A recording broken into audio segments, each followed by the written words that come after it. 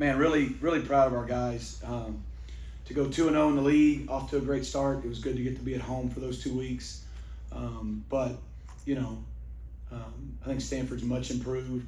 Really good against the run, as you can see, other than the one long run. We didn't run the football very well today, but we got the one long run, and that helped. And so proud of our defense. I mean, again, played a really good first half other than the last 30 seconds, but to get a goal line stand again on the one, help them do a field goal another time. Obviously the pick late in the game, running all the way back.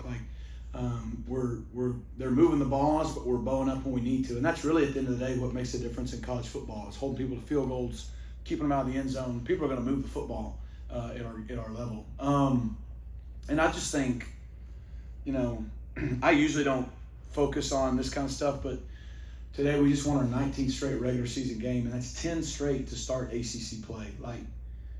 It's just kind of hard to believe. We started in this league last year, and we won our first 10 games in the league. And so proud of our staff, our administration, everybody associated with our school, our fan base, and most importantly, the players last year and this year. I hope we don't have time to sit around and dwell on it, but I hope our fan base and everybody who loves SMU will think about that for a minute. I'm sure that's never been done before. There's no way a team's ever entered a conference and won their first 10 games in the regular season. It's just kind of hard to believe. And so it doesn't mean we've gotten anywhere near where we want to go, but I think it shows that we belong here. We belong at this level. We're excited about what we can do in the future. And it's just when you really think about it, that's pretty crazy. So we're humbled and fortunate to do that. And now we get to go on the road and play kind of the standard of our league. So we're excited about that opportunity. Coach, CJ had a big game, obviously some pretty incredible playmaking throughout the game.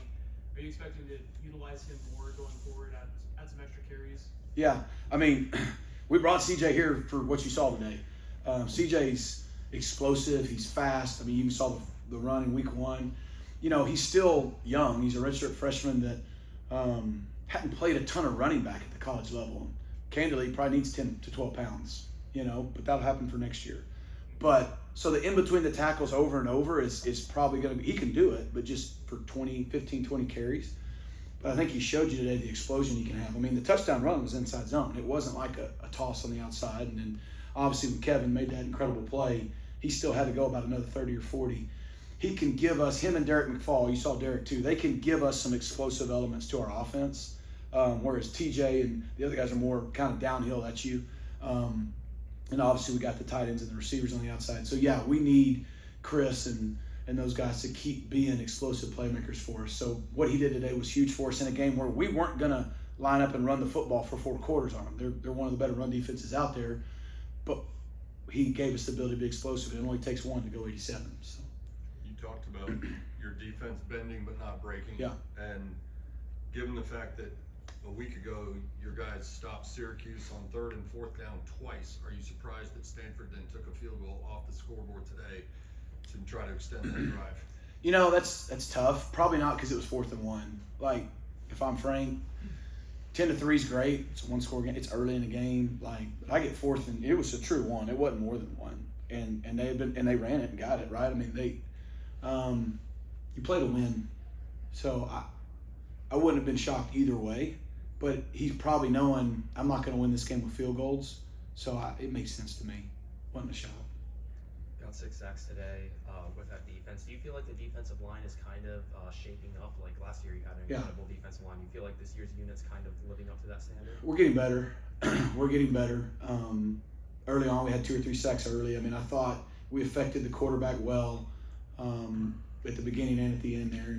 And we didn't have to blitz every time. We did blitz some, and we were mixing it up well. But we're getting better, which we thought we would. I mean, when you lose 9 starters, you're just breaking in a lot of new guys. And so it's been good to see Isaiah Smith and Cam Robertson start to become who they've always been here, and Jeffrey and Terry and those guys inside. I know I'm leaving some of those guys out that were making plays. And even when we weren't getting sacks, I thought we were affecting the quarterback. And so, yeah, that's obviously helping. The defense, shutting them out in the 4th quarter. I know the interception was a huge play, obviously, but then to come back around and force a 3 and out and just kind of slam the door, that feeling of just winning the 4th quarter 10-0. Yeah, we started the second half really well, right? We got a 3 and out, I think, or we got to stop. They may have got 1 first down. and then we went down and scored in 4 or 5 plays on offense. So right then we started to finish the second half better than we had. Offensively, we had a drive or two where we didn't execute very well, particularly on third down the whole game, and that's really why we weren't able to score more. But defense hung in there, to your point. We held them to a field goal, and then, I guess the defense got tired of waiting. They decided to pick it off and run it back, and I'm good with that. Did you call for the behind the back pass? If not, what went through your head when you saw him do it? No, we knew he was going to do it.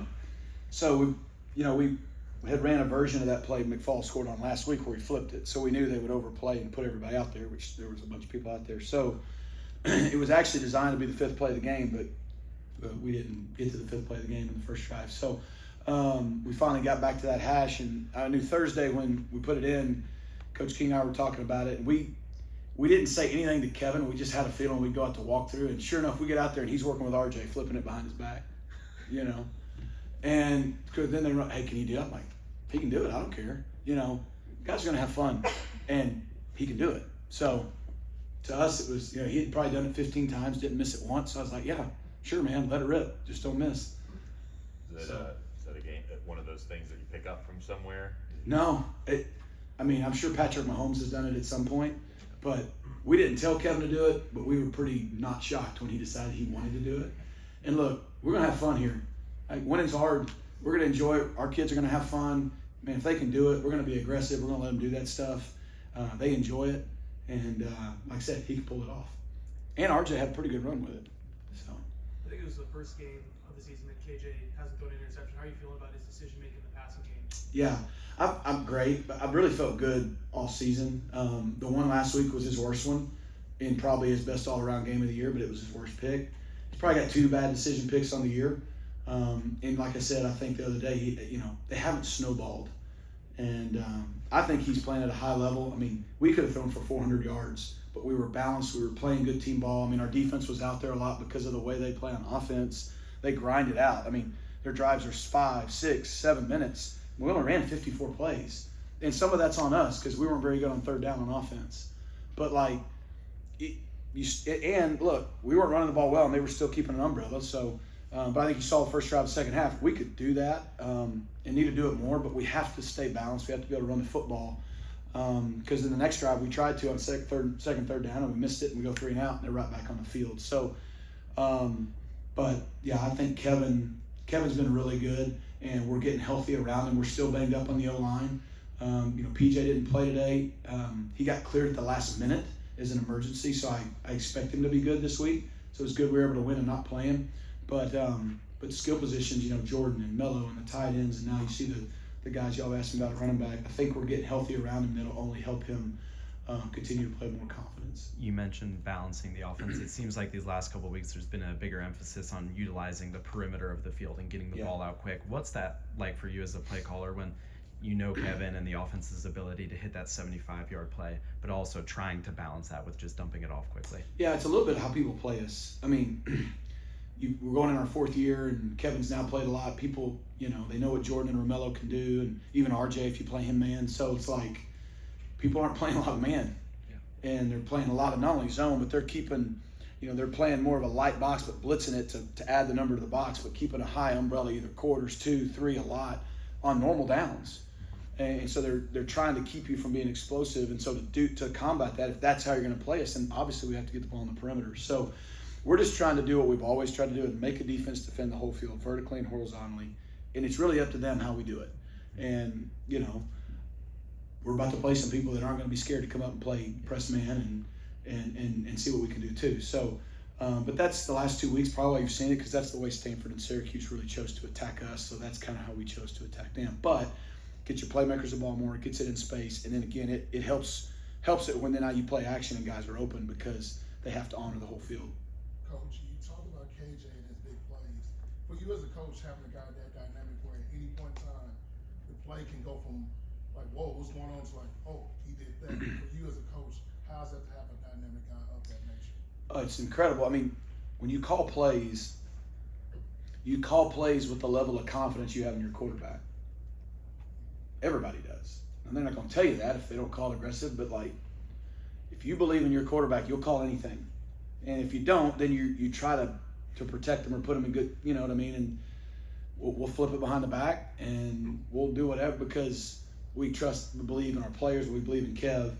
And, you know, what's so great about Kev, he loves the game. He believes in himself. He can make, I mean, sometimes he doesn't quit on any play, as we all know.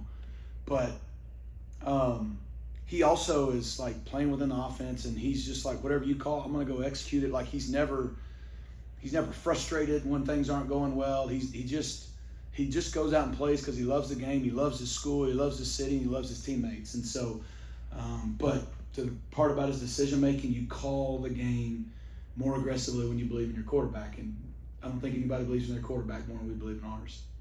You talk about how much you believe in him and how much he's played for you, how much he's produced for you.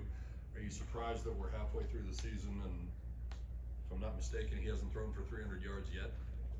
No. I mean, I think he's thrown for 280, 290 like 3 or 4 times. 250 to 280 every week. I guess 300 is like the equator for you or something. Is that a big mark? I don't know, but that's a lot. That's a number that a lot of people highlight. I know. I don't care. I know coming into the game, he was 71% completion. What was he today? 22 of 30. 73. Thank you, Billy. My math was about to start rolling. You know, that goes back to what I was saying. He doesn't care. Whatever it takes to win. And trust me, we're going to play some people down the stretch that he'll have plenty of chances to throw for 300. On that final 4th and 7, you send the offense out there, take that timeout, and then Sam drills the 48-yard kick. What went into that decision? I was trying to run the clock out and go home. I'm hungry. So, but we ran to play on first down, and Chris, I mean, he ran out of bounds, so it stopped the clock, and then they started using their timeouts. So the whole idea was I was kind of in between, like, last week we didn't kick. If we'd only been up 2 scores, we probably wouldn't have kicked it because a block kick could be ran back for a touchdown. That's why we didn't kick it a week ago. So we went out and just tried to draw them off sides. And if we could have drawn them off sides, get a free play, maybe go to 4th and 2, might have gone for it. But when not, I said, 3 scores, minute and a half. Scott felt good about it. They had moved the ball, but it takes them a long time. And we wanted to give Sam a chance to make a 48-yard field goal. So that was really what went into it. They didn't jump, called timeout, and said, you know what, let's let Sam go knock it through like we see him do all the time. And now everybody else got to see him do it. I know the pass defense down the stretch in the 4th quarter has been an emphasis this year. I mean, Stanford got down to the goal line and you had that pick. How would you assess how that unit did today? We didn't have busts today. We were in position. The play design right before half. Now, we were in 2-man the play before, and they hit it down the middle of the field. Ahmad almost picked it off. And when you're 2-man, really the best chance to do is to run down the middle and get it down before the safety. And I mean, it was bang, bang, credit their guy who made a play. We got to make that play. Like, we're covering them on top and below. We got to make that play. The touchdown play, the next play, was a really nice design. And then late in the game, they hit us on a double move, and Ahmad's there. Like, we weren't busting coverages today. We're in position more. They made some good plays. We got to start making those contested plays. And that's what it comes down to, right? Jordan on the go ball makes the contested play. Their guys were making the contested play. So I think 2 weeks in a row with the guys, Smoke wasn't able to go, but hopefully he'll be back this week. But 2 weeks in a row, our guys are getting more comfortable with Deuce and Kyron at nickel, and now we just got to finish those plays, more than we have been. But I believe our guys will keep working at it, and they will. David's had 6 sacks. You had the big 6. I think you forced 3 fumbles. You had the 4th down stop. They're making all the big plays. They're shutting them down. Is the next step for your team to become dominant, just consistently making the plays every time? Yeah, I think defensively,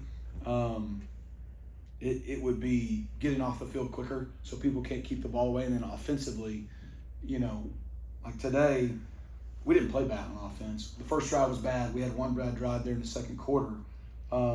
But the reason, we're sitting at 34, really 27, and some of the stats are and we only have 54 plays, is we're 3-11 on 3rd down, and we weren't in as many 3rd and longs today. And early on, I'd say half of them good by them. We just got to be better. And if we're better on 3rd down, 2 things will happen. We'll extend the drives. We'll finish more drives. Because like the dad will tell you, if you get 1 or 2 3rd down conversions, you score. And that probably was true today for us. But we've got to be better on those downs because, if we're not scoring explosive in a few drives, in a few plays, like we did start the half, then we're stalling out. We're putting our defense right back out there. And so we can help our defense go to the next level. It's good team ball. defense can help the offense get us the ball back more. We can help them by staying on the field and finishing drives more, putting more separation, and not putting as much pressure on them. So we're getting closer. Our guys are pulling for each other, which I love, picking each other up when one's not playing as well. And we just got to get to where now we're in sync and we're both playing good championship football together. And I think those are some areas we can do that. Get off the field quicker on defense and stay on the field on those third downs on offense. The energy for your team to start, it seemed like, when they were running out, there was some rapping going on or whatever, singing behind you, things like that. For a stadium that wasn't maybe what it normally is, the guys creating their own energy a little bit. I was proud of them for that. I was upset with our social team for saying we hadn't lost in black jerseys before we played. I was like, hey man, but now why we say we're 5-0. So no, they did a great job, the social team. Our guys did a good job being ready to play. We came in from warm-ups and our staff's like they're ready to play, and they were right. You create your own energy. We're about to go on the road where we have a whole lot less fans for us than we did today, and they got about 87,000, I think. So I think that's just the maturity of the team. They're growing. They're starting to learn, and they also don't. When we're coming out of the tunnel, they're not hearing the same thing in the tunnel we are hearing in the stadium. So they're ready to go. A lot has been made about penalties this year. It looked like you were fighting for Kyron on that call that he got there late. Just what does it say to the guys that you're going to get on them when there are dumb penalties, but you're going to stand up for them? And then also, how gratifying is it when next play is that pick six? Ball don't lie. Yes, I want my players to know I'm gonna fight for them. I don't want them to have any doubt. And so my deal on this is, I guess 2 or 3 years ago, we've never had a meeting in college football where we said celebrating's allowed. It's just like allowed, which fine. Like I grew up where you couldn't do anything, right? Flag. It's allowed now. It's been allowed for several years. You see it, offensive guys, they celebrate, and as long as they celebrate together, cool. Same thing on defense. Everybody does the whole box, thumbs down. I have no idea what it means, but I put you in a box, yay. So, if we're going to let them do it, we got to be consistent. There was no taunting going on. So, I understand that's what was called, and if that's what they think, then fine. But, Kyron wasn't trying to taunt. He was trying to celebrate a play he made. And that's all. So, I'm going to stand up for him, because I know how hard he's worked to get to where he is, and I know what a great play he made on a great player, and that could have been a game-changing play now. It was 24-10, and all he's doing is playing with passion and for love of the game. So, look, I'm the first guy. If one of our guys taunts, I am all over our guys. We don't stand for it here. It's not who we are, and when they do it, we're not for it. I won't say one of our players didn't play the last 6 minutes of the game because he was starting to get chippy. I'm like, no, he's not going back in. But, man, if we're gonna let them celebrate and for the love of the game and they do it the right way, then let's just be consistent. It's my hope, and that's the only reason I was fighting for him. But everyone has their own point of view.